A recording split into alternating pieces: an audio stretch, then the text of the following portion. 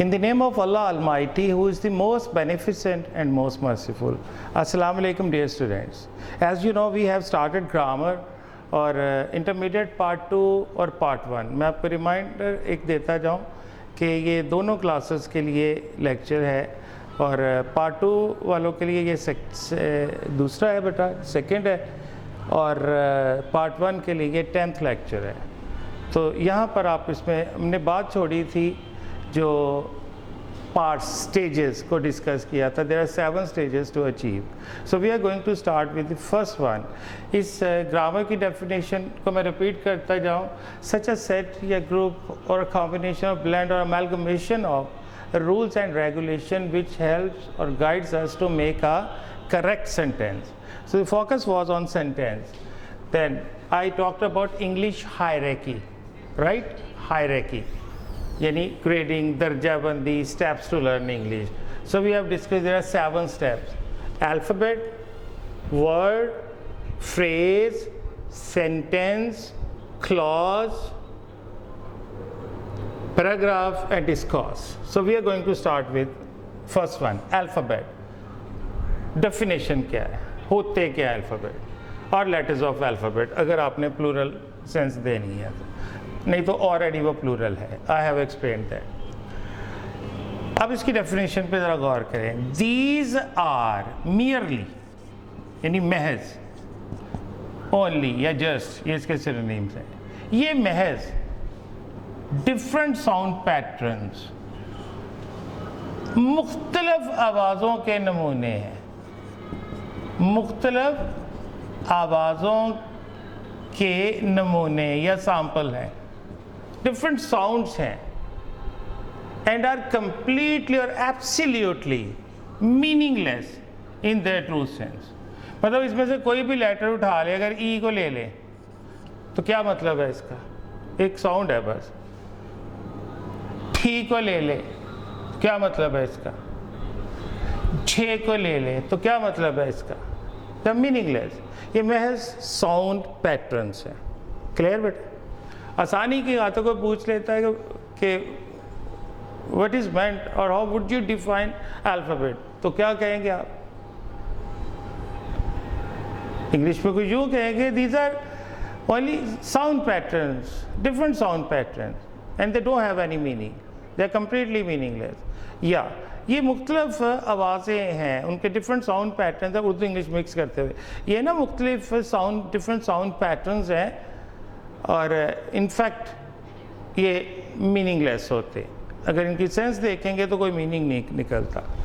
तो लेकिन इसमें जो जानने वाली बात है बेटा वो ये है, ये 2 मैंने सेट बनाए, इसको ध्यान से ज़रा अली भाई ज़रा इसके ऊपर थोड़ा सा और लेके आए तो हम करें, बच्चों को ज़रा वाज़े नज़र आ जाए, मेरे बच्चे इससे मुस्तफ़ीज़ हो। देखिए बेटा, जो आपको तकसीम अभी तक हमने बताई हुई है, जो तकसीम अभी तक बताई है, ये कहा है कि इंग्लिश के जो अल्फ़ाबेट है 26 है। फाइन, ये 26 ही है। उसमें 5 वाउल्स हैं, AEIOU। वाउल्स बोल रहा हूँ मैं, वाउल्स, वाउल्स, वावल नहीं, वाउल्स 5 है, ये भी सही है। कॉन्सोनेंट्स 21 है, इस पे मुझे एतराज़ है। यहाँ पे एक सवालिया निशान है। इसको समझने के लिए ऐसे करते हैं कि एक और तरतीब देखते हैं, तो फिर आपको वो उसकी सेंस क्लियर होगी। टोटल लेटर्स 26, वाउल्स 5, वही सेम, वहाँ पर भी कोई एतराज़ नहीं था। एतराज़ तो कॉन्सोनेंट्स पे था। और एक तीसरी टर्म है, शायद अब तक कभी इसकी आवाज़ भी ना पहुँची हो, वो थे semi vowels. Semi vowels, semi vowels बेटा कहते हैं ऐसे लेटर्स जो दिखते तो कॉन्सोनेंट्स हैं, लेकिन जब उनकी साउंड पे आएंगे तो वो वाउल होती है। याद रहे, अकेले अकेले लेटर की बात हो रही है, ये जब वर्ड का हिस्सा बनते फिर उनकी साउंड डिफरेंट हो जाती है। तो लेट मी रिपीट इट कि ऐसे लेटर्स जो एपरेंटली, जो बज़ाहिर दिखने में वो कॉन्सोनेंट्स हैं, लेकिन उनकी जो साउंड है वो वाउल है। उनको सेमी वाउल्स कहते हैं और वो 8 हैं। तो बाकी कितने बचे? 13। ये कॉन्सोनेंट्स हैं, प्योर कॉन्सोनेंट्स। अब इसको समझते हैं, आप ध्यान से ज़रा साउंड को सुनिएगा, फिर आप उसके बाद उसको फॉलो कर सकते हैं। जो प्रॉब्लमेटिक वर्ड लेटर्स होंगे वो 2 तरह के हैं। एक आपको अगर ऐसे सर्कल मिलेगा तो इसका मतलब है ये सेमी वाउल है और उसकी साउंड भी। अगर किसी लेटर पे मैं ऐसे करता हूँ, एरो बनाता हूँ, तो इसका मतलब यहाँ पर इसकी साउंड का प्रॉब्लम है। इसकी साउंड ऐसे नहीं है जैसे अभी तक आप तक कन्वे हुई। तो लिसन केयरफुली बेटा, I am reading it for you guys. ए, आप एक काम कीजिएगा ना, आप पहले जो आपको आता है, ये अगर लेक्चर यहाँ तक है और अब मेरी यहाँ से आगे देखने से पहले आप रुकें, अपना फ़ोन उठाएं, मोबाइल फ़ोन, रिकॉर्डर ऑन करें और जिस तरह आपको आती है, मतलब आराम आराम से ए बी सी डी ई ऐसे सारे रिकॉर्ड करें। उसके बाद आप फिर ये आगे सुने, फिर आप उस डिफरेंस को निकालेंगे, वो खुद ही डिमार्केट हो के आपके सामने आ जाएगा, क्लैरिटी आ जाएगी। फिर उसको आपने जो है वो पहरा देना उसके ऊपर। क्योंकि जो हैबिचुअल मिस्टेक्स 2 तरह की होती है। एक होता है कि जैसे हायरार्की है, आपने पहली दफ़ा वर्ड्स सुना और मैंने उसको बताया कि दिखने में हायरार्की है पर बोलना हायरार्की। आपके लिए आसान है, बहुत आसान है याद रखना। लेकिन मैंने कहा ये ऑव होता है, मैंने कहा ये फो होता है, फार नहीं होता, फो होता है, ये ऑव होता है। ये है हैबिचुअल मिस्टेक। इसी तरह जो अल्फ़ाबेट शुरू से आपने पढ़े तो ये भी हैबिचुअल मिस्टेक्स हो गई। तो हैबिचुअल मिस्टेक्स का प्रॉब्लम ये होता है कि अगर थोड़ा सा भी आपका ध्यान हटा, वो वापस बैक वही ओरिजिनल साउंड आ जाती जो हमें पता है।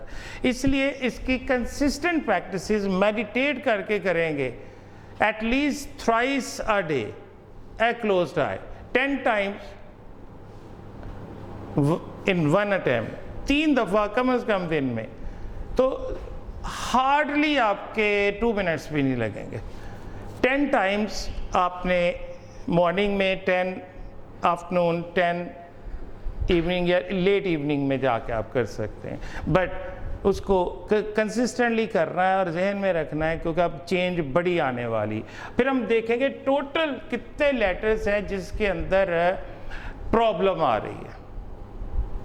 आउट ऑफ 26 लेटर्स का सही साउंड ना होना मतलब कि आप इनडेफिनेट आर्टिकल ए और एन करेक्ट लगा ही नहीं सकते।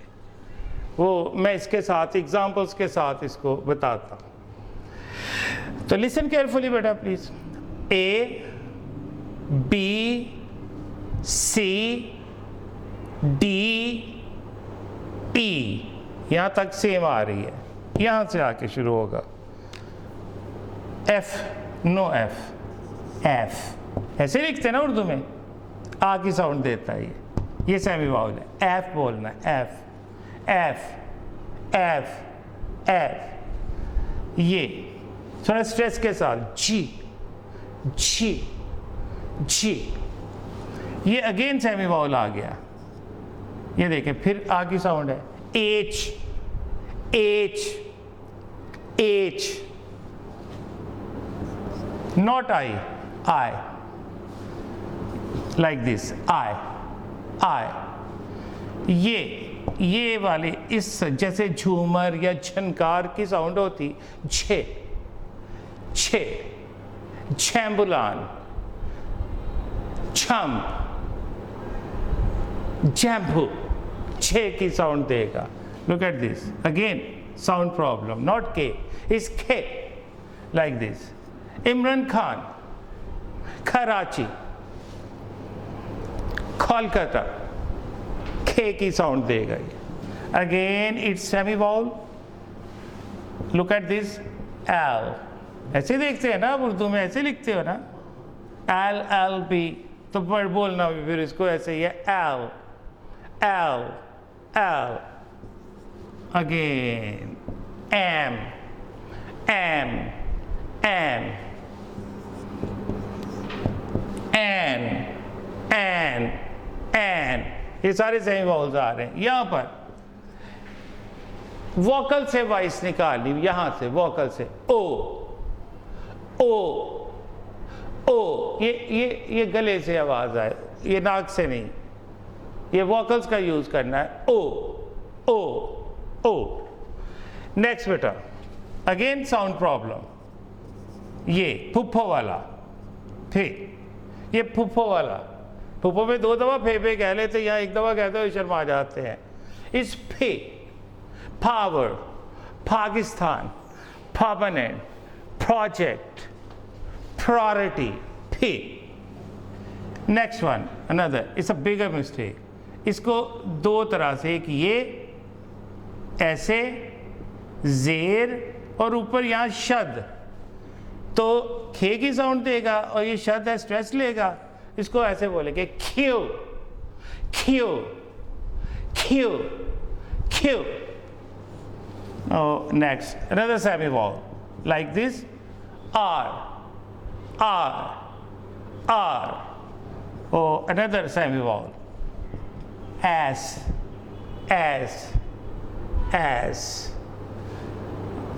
sound problem, ऐसे ठोकर वाला, T,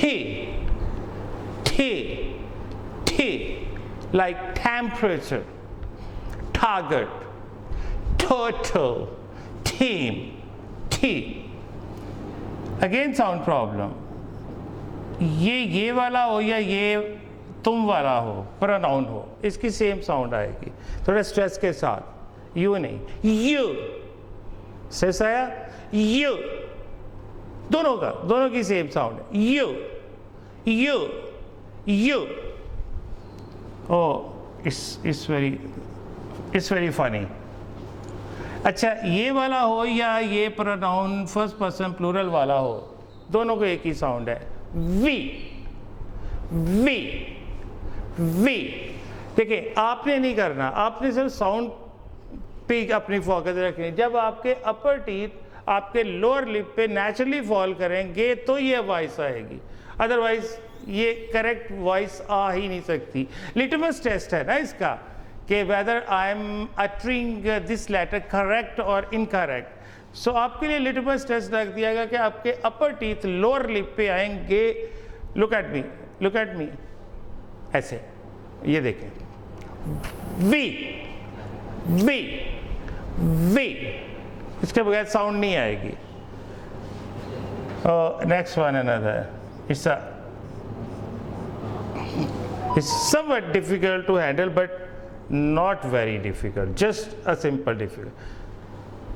W, 2 दफा आ रहा ना, यू, W W W, तो फ्लो में W W W। Oh, one more semi vowel, you write it like this, X X X, X-ray, X-ray, Y and Z। तो फिर इसमें क्या हुआ, ए ने प्रॉब्लम नहीं किया, बी ने नहीं किया, सी ने नहीं किया, डी ने नहीं किया और ई ने नहीं किया, और आखिर में वाई और जी ने नहीं किया। इसका मतलब ये 1 2 3 4 5 6 and 7, तो how many are left? 19 are mispronounced. Yeah, they are mispronounced. One thing you got, there is an element of semivowels, so they are 8 in number, you can count that, and rest are the consonants and they are merely 13, not 21. So 5 vowels, again not vowel, vowels, 8 semivowels and 13 consonants. तो अब क्यों ज़रूरी है ये क्यों ज़रूरी है? मैं आपके सामने लिख दिया, ये कुछ लेटर लिख दिया। अब ये लेटर सारे ब्लॉक हैं, तो एक वर्ड बना। जब भी एक कोई वर्ड आपने सामने देखे और उसके सारे लेटर्स अगर ब्लॉक होंगे तो ये जान लेना कि एब्रिवेटेड है, ये एब्रिवेटेड है।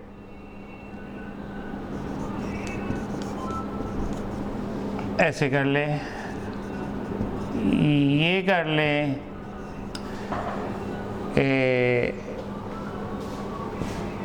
ये 1, ये 2, ये 3, ये कर लेते हैं। 5th पे हम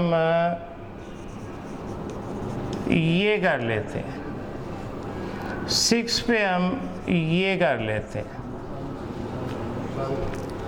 अब ज़रा देखिएगा प्लीज़, अगर आपको ये साउंड लगाना एक टास्क दिया जाता है कि इसकी जो आपको रूल बताया गया है कि आपके सामने जो वर्ड है अगर तो वो वाउल से शुरू हो रहा है तो एन लगा दें, अगर वो कॉन्सोनेंट से शुरू हो रहा है तो आ लगा दें। No, it's not like that. Actual rule is this कि इनडेफिनेट ए और एन साउंड पे लगता है। आपके सामने जो वर्ड है अगर वो लेटर फॉर्म में है और वो सेमी वाउल है, उसकी साउंड जो है अगर वो उसकी साउंड अगर वाउल है तो एन लगाएंगे, अगर उसकी साउंड कॉन्सोनेंट है तो आ लगाएंगे। वो दोनों तरफ हो गए। ये जितने मैंने लिखे इसके साथ आप ऐसे करें मेरे साथ, इसमें ए और एन क्या लगना है। अब एस डी ओ है, अब उसी हिसाब से एस डी ओ अगर हम पढ़ें तो फिर तो आ आना चाहिए, लेकिन जब हम अपने लेटर में अभी सीखा है कि ये एस है, अकेला लेटर जब आएगा एस, अब कौन सी साउंड आ रही, एस आ, तो एन एस डी ओ, यहाँ क्या आएगा एन। दूसरे पे आते हैं, अगर तो हम वही वाली पढ़ेंगे तो एम एन ए कहेंगे तो फिर आ एम एन ए हो गया ना आराम से, बट ये इतना आराम वाला नहीं, ये एम एन ए है, एम एन ए, आ की साउंड दे रहा है तो N M N A, M A, N M A. अब यहाँ पर देखें third one is university, university. अब यू बड़ा डोमिनेटली वाउल है पर साउंड क्या दे रहा है यू, तो यू ऐसे होता है, ये वाई की साउंड देता है, वाई कॉन्सोनेंट है तो आप लिखेंगे आ यूनिवर्सिटी, आ यूनिवर्सिटी। अब 4 देखें, ये है एल एल बी, ए और N, yes N, L N L L B. 5th one देखें, ये आ गया European, again double vowel, E B U B, A और एन, यस आ, बिकॉज अगेन यू की साउंड है और वो कॉन्सोनेंट है। आगे देखें यूनियन, अगेन साउंड क्या आ रही है कॉन्सोनेंट, तो क्या आएगा आ यूनियन। अब देखें बेटा, अगर आप एक सेंटेंस है उसमें अगर आर्टिकल आपने गलत लगा दिया, मिसाल के तौर पे he is a MNA of our area, he is a MNA of our area, या he is a MBBS doctor, he is a MBBS doctor, तो सेंटेंस तो गलत हो गया बेटा। सिर्फ ए और एन आप समझ रहे हैं, सिर्फ, ये सिर्फ नहीं है, इसने पूरा सेंटेंस खा गया। आपने यहाँ कहना था he is an MBBS doctor, he is an LLB, right, he is an SDO वापडा ननकाना साहिब सपोज। तो यहाँ पे साउंड ने प्रॉब्लम किया, वो साउंड करेक्ट कैसे होगी जब ये ठीक होगा, तो अगर ये ठीक होगा तभी आप जो है करेक्ट इनडेफिनेट आर्टिकल यूज कर सकते हैं। ए एंड एन को उनकी जगहों पे रखना है, इज इट क्लियर, ए और एन को उनकी जगहों पे, वो इस साउंड के साथ। इसके साथ एक और अहम पॉइंट है, मिसाल के अब मैं आपके सामने लिख रहा हूं, ये वर्ड लिखा मदर, यहां लिख दिया फादर। अब इसमें जब बोलेंगे तो आ मदर तो नहीं कहोगे या फादर तो नहीं बोलेंगे, अब आप वो साउंड निकालोगे जो आपको पहले पता थी, मदर, अब एम की साउंड दे रहा है, फादर अब एफ की साउंड दे रहा है। तो अब कुल मिला के क्या मतलब निकला कि जब ये अकेले अकेले लेटर की सूरत में आएंगे तो फिर ये चेंज वॉइस देनी, ये साउंड देनी जो मैंने अभी बताई कि फिर एफ नहीं एफ होगा, फिर एम नहीं एम होगा। लेकिन अगर यही लेटर किसी वर्ड का हिस्सा बन जाते, जैसे मदर में एम आ गया, फादर में एफ आ गया, तो अब ये वो साउंड दे रहा जो आपको पता थी। इज इट क्लियर बेटा? तो ये हो गया आपका पॉइंट। पॉइंट नंबर 2 है बेटा, स्टेप नंबर 2 है वर्ड, अ मीनिंगफुल ब्लेंड और कॉम्बिनेशन, एक बामानी मिलाप of different letters of alphabet, हरूफ तहजी के मुख्तलिफ अल्फाज का एक बामानी मिलाप इस कॉल्ड अ वर्ड, लफ्ज़ कहलाता है।